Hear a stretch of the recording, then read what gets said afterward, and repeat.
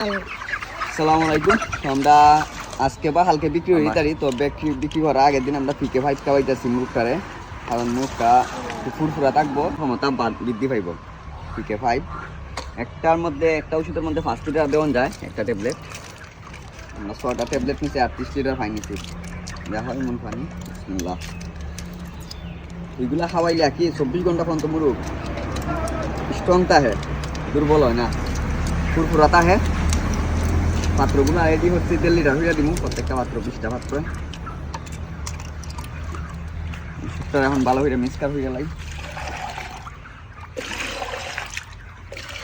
সকাল দিকে খাওয়াইলে সূর্যটা উঠে উঠে বাপ এই টাইমে খাওয়াইতে হয় আর কি, নাহলে উত্তম। তো পিকে 5টা খাওয়াইলে আর কি মুরগগুলা একটু সুস্থ সবল থাকে, ঠান্ডা সমস্যা জনিত সমস্যা যে কোনো সমস্যা দেখতে রাখে। কিন্তু আশা করি কোনো পার্শ্ব প্রতিক্রিয়া নাই, মুরগের জন্য উত্তম।